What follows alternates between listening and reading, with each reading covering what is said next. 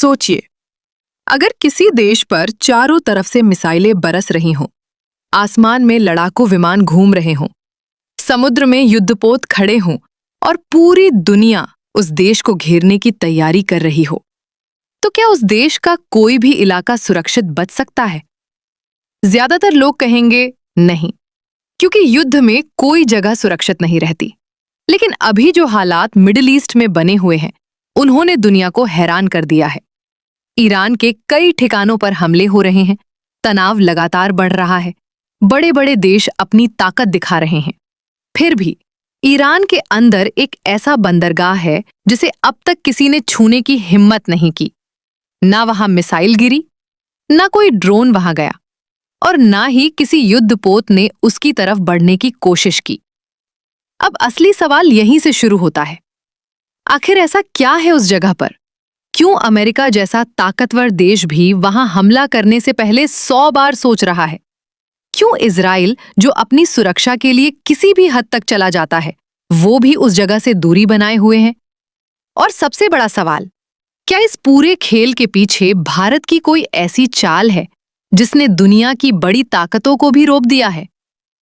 असल कहानी यहीं से शुरू होती है, और जब आप पूरी कहानी समझेंगे तो आपको पता चलेगा कि ये सिर्फ एक बंदरगाह की कहानी नहीं है, बल्कि ये उस रणनीति की कहानी है जिसने बिना युद्ध लड़े ही भारत को इस पूरे खेल का सबसे बड़ा खिलाड़ी बना दिया है।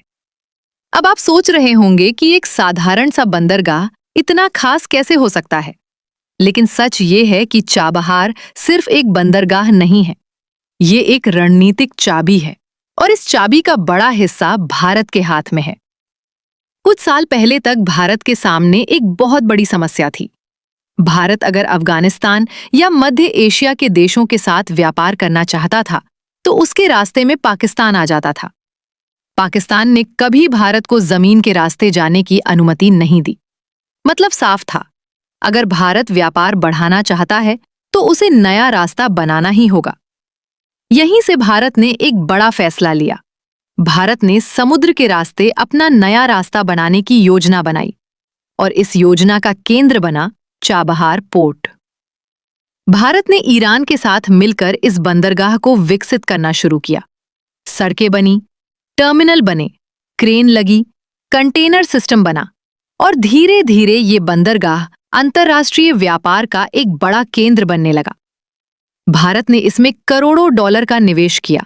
भारतीय कंपनियां वहां काम करने लगीं, भारतीय जहाज वहां आने लगे। अब जरा सोचिए, अगर किसी जगह पर भारत का इतना बड़ा निवेश हो, वहां भारतीय कंपनियां काम कर रही हों, वहां से भारत का व्यापार चल रहा हो, तो क्या कोई भी देश उस जगह पर हमला करने का जोखिम उठाएगा? यहीं से पूरी कहानी पलट जाती है। अमेरिका भी ये बात समझता है। अमेरिका ने ईरान पर कई प्रतिबंध लगाए हैं, लेकिन चाबहार पोर्ट को हमेशा उन प्रतिबंधों से छूट मिली। क्यों? क्योंकि अमेरिका जानता है कि इस बंदरगाह के जरिए अफगानिस्तान तक जरूरी सामान और मदद पहुंचती है, और अगर ये बंदरगाह बंद हो गया तो इसका असर कई देशों पर पड़ेगा। यही वजह है कि अमेरिका ने भी इस जगह को छेड़ने से परहेज किया। अब बात करते हैं इजराइल की। इजराइल और ईरान की दुश्मनी किसी से छुपी नहीं है, लेकिन भारत और इजराइल के बीच भी मजबूत दोस्ती है। रक्षा तकनीक, हथियार, सुरक्षा, कई मामलों में दोनों देश एक दूसरे के साथ काम करते हैं। इजराइल अच्छी तरह समझता है कि अगर उसने चाबहार पोर्ट को नुकसान पहुंचाया तो भारत के साथ उसके रिश्तों पर असर पड़ सकता है, और यही वजह है कि उसने भी इस मामले में सावधानी बरती। अब यहाँ एक और दिलचस्प बात सामने आती है। जब दुनिया की नजरें ईरान पर लगी थीं, उसी समय भारत ने अरब सागर और ओमान की खाड़ी में अपनी नौसेना की गतिविधियां बढ़ा दी। ये सिर्फ गश्त नहीं थी, ये एक संदेश था। संदेश साफ था, भारत अपने व्यापार और अपने निवेश की रक्षा करना जानता है। अब अगर कोई देश चाबहार पोर्ट के पास आने की कोशिश करेगा तो उसे पता है कि वहां केवल ईरान ही नहीं, बल्कि भारत के हित भी जुड़े हैं। यही वजह है कि आज तक उस बंदरगाह को किसी ने छुआ तक नहीं। अब अगर बड़ी तस्वीर देखें तो चाबहार पोर्ट का महत्व और भी बड़ा हो जाता है। ये बंदरगाह उस अंतर्राष्ट्रीय व्यापार मार्ग का हिस्सा है जिसे international north south transport corridor कहा जाता है।